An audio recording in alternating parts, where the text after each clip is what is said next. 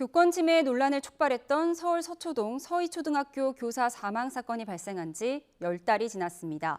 교육 현장은 얼마나 바뀌었을까요? 교사 출신 변호사죠. 이미랑 변호사와 함께 말씀 나눠보겠습니다.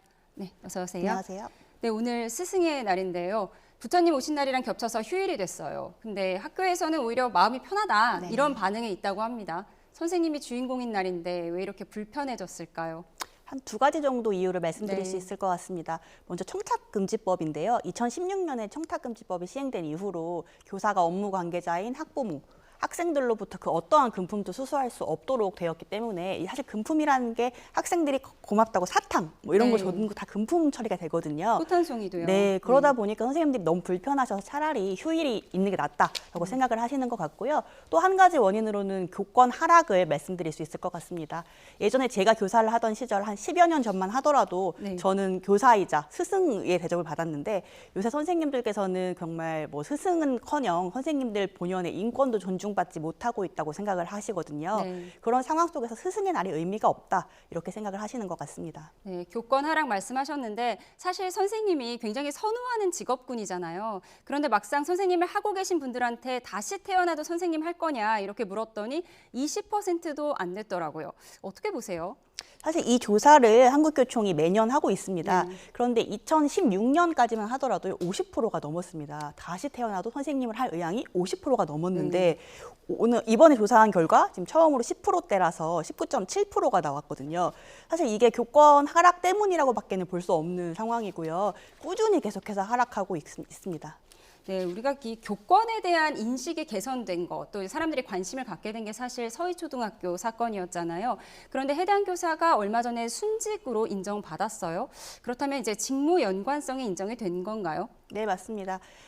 일반적으로 같이 근무하는 서희초 선생님들의 경우에는 1년에 학부모와 연락을 주고받는 하이톡이라고 하죠. 그 네. 메신저를 한 90통 정도를 주고받았다고 합니다. 그런데 고인이 된 선생님께서는 한 학기에 네. 2천여 건의 하이톡을 2천여 주고받을 건이요. 정도로 업무가 많았고 또 특히 민원이 과도했던 것으로 판단이 되었습니다. 그래서 그런 과도한 민원이 선생님의 업무 부담으로 다가왔고 선생님께서 정신적인 스트레스를 받았다는 것이 인정되어서 순직 처리가 인정된 것입니다. 네, 그런데 순직 처리는 됐는데요. 해당 학부형에 대해서는 혐의 없음이 나온 걸로 알고 있어요. 내상 종결됐다고 하는데 이 부분은 어떻게 된 건가요? 네, 이거는 사실 많은 분들이 좀 오해를 하고 있으신 상황인데 경찰이 어떤 수사를 해서 혐의가 있다는 걸 인정하는 것은 범죄가 되느냐 안 되느냐, 범죄의 구성 요건에 엄격하게 판단을 해야 되는 것입니다. 따라서 민원이 과도했다고 하더라도 소위 갑질이라고 볼 수 있다고 하더라도 그것이 범죄가 되느냐는 다 별개의 문제거든요. 형법상 뭐 강요라든지 협박죄의 구성 요건이 되어야 하는 것이고 순직 같은 경우에는 선생님께서 살아생전 하셨던 업무가 사망과의 인과관계가 있는지만 판단하는 것이기 때문에 그 경찰 조사와는 좀 다른 결과가 나올 수 있습니다. 네, 그 과도한 학부모의 민원을 얘기를 하셨는데 그 학부모에 의한 피해, 학부모에 의한 괴롭힘 어떤 것이 대표적인가요?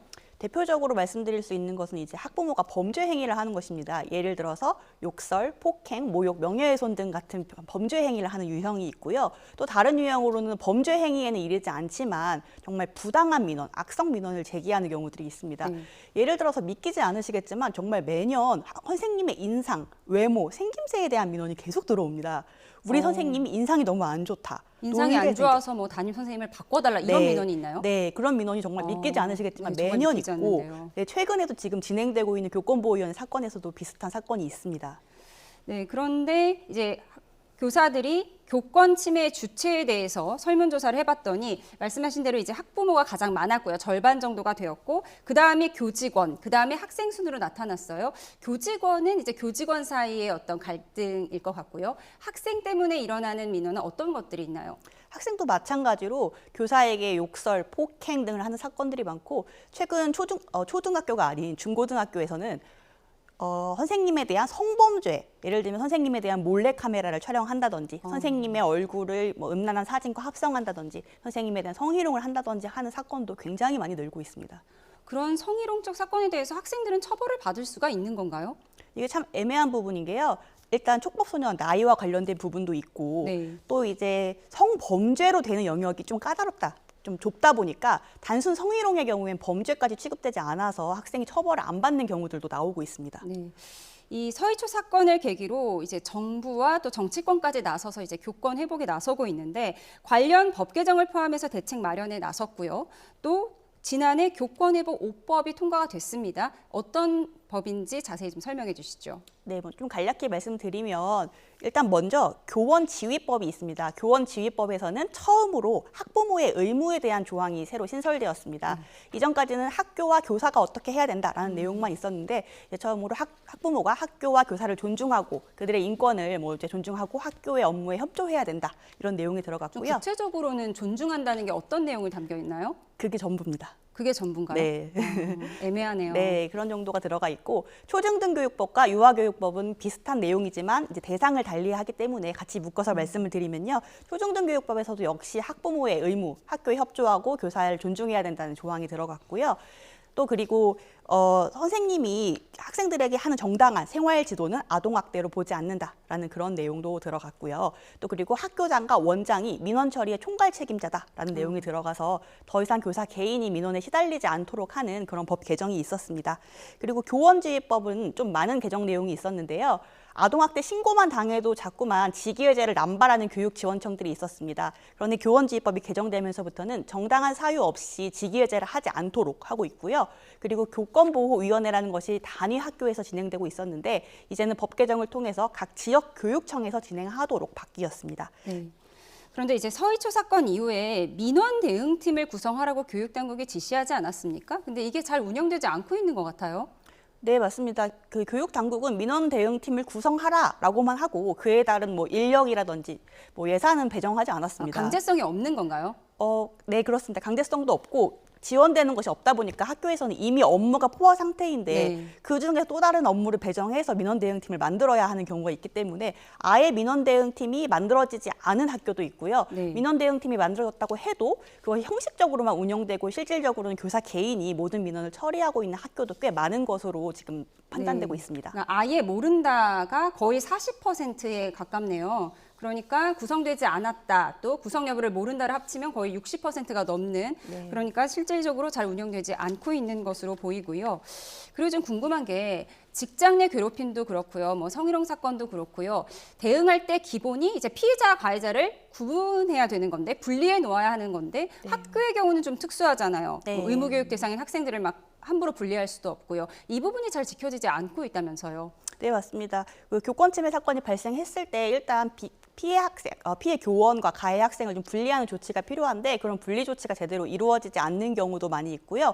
또 그러한 분리 조치뿐만 아니라 교육부에서 서희초 사건 이후에 교실에서 문제 행동을 하는 학생을 교실 밖으로 분리할 수 있는 제도를 만들었습니다. 네. 그런데 그런 제도가 만들어졌지만 역시 그를 뭐 수행할 인력이라든지 예산이라든지 시설이 부족하기 때문에 실제 학교에서는 분리 조치가 제대로 이루어지지 않고 있습니다. 교실 밖이라면 뭐 어디로 가 있어야 되는 건가요? 네, 그런 공간을 마련해주지 않은 채로 막 학교별로 사정에 맞도록 분리해라라고 하니까 일단 교실 공간이 없는 학교도 있고요. 그 아이를 보호할 다른 보호자나 교사가 있어야 되는데 그런 경우도 없기 때문에 지금 좀 난감한 상황이 많습니다. 그러니까 선생님들도 분리 조치를 요구하지도 않고 있다고 하더라고요. 그 비중이 굉장히 낮은 것으로 보이는데요. 그건 왜 그런 건가요? 말씀드렸던 것처럼 다른 선생님이 우리 반 아이를 보호해야 하는데 나의 네. 업무를 떠넘기는 것 같아서 미안한 미안해서. 마음이 들 수도 네. 있고 또 분리를 했다가 학부모로부터 민원을 받거나 아동학대로 억울한 신고를 당하거나 하는 경우도 있을 수 있기 때문에 좀 조심스러운 경우가 많습니다. 네, 우리 앞서 법 개정 얘기도 해봤는데 이제 한국교청에서 아동복지법 개정을 요구하고 있어요. 그런데 이제 지난해 말에 아동학대처벌법이 개정이 되면서 이제 정당한 생활지도는 아동학대가 아니다 이렇게 개정이 됐는데 더 필요한 부분이 있다는 건가요? 네, 정당한 생활지도가 아동학대가 아니다라고 했으니 그러면 이제 정당한 생활지도가 뭐냐라는 쟁점이 남은 겁니다. 여전히 학부모들은 선생님을 고소하면서 선생님의 행위는 정당하지 않았다. 정당하지 않아서 우리 아이가 마음의 상처를 입었다. 이렇게 주장을 하고 있기 때문에 사실 이 법 개정만으로는 완전히 선생님에 대한 무고성 아동학대 신고를 막을 수가 없습니다. 그래서 학교 현장에서는 교육 현장의 특수성을 반영해서 조금 더 어떤 구체적인 예외 조항이라든지 아니면 조금 더 아동학대 범위를 좁힐 수 있는 법 개정을 요구하고 있는 실정입니다. 이게 모든 게 기준이 모호해서 문제가 발생하는 것 같아요.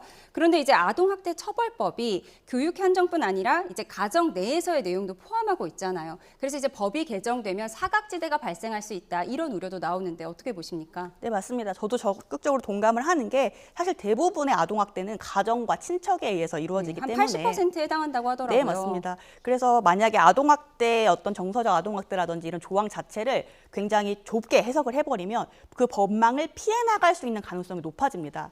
때문에 지금 아동복지법이 이렇게 포괄적으로 규정이 될 수밖에 없는 이유가 바로 아동을 보호하고 예방하기 위해서 그런 거거든요. 그래서 이런 것들은 조금 정치적인 목적이라든지 여론에 의해서 바뀌기보다는 연구 용역 등을 통해서 장기적 관점에서 적당한 개정 방안을 찾아봐야 할 것 같습니다. 네.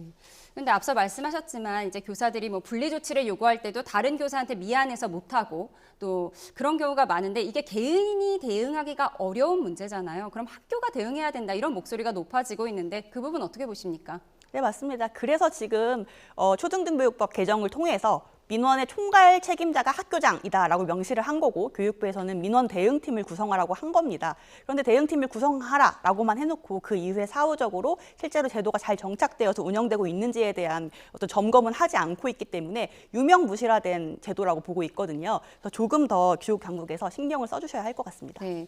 네, 최근에 뭐 교사가 손가락 욕한 초등학생에 대해서 교권 침해를 인정한 사례가 있었는데 또 학교에서 그게 아니다라고 했는데 이 사건 좀 자세히 설명해 주세요. 네, 충남 논산의 한 초등학교에서 있었던 네. 일인데요. 한 학생이 선생님한테 손가락 욕설을 한 겁니다. 그런데 학교 교권보호위원회는 교권보호위원회를 개최해서 학생이 선생님에게 손가락 욕설을 한 것이 교육활동 침해 행위가 아니다라고 판시를 했습니다. 사실 좀 동의하기 어려운 결론입니다. 왜냐하면 학생이 선생님에게 손가락 욕설을 한 것은 형법상 모욕죄에 해당되고 교사에 대한 모욕죄는 분명히 교육활동 침해 행위로 명시되어 있거든요. 그래서 이러한 학교의 결정이 잘못됐다라고 해서 충청남도교육청 행정심판위원회에서 최근 그 학교의 결정을 취소하는 그런 재결을 했습니다. 네.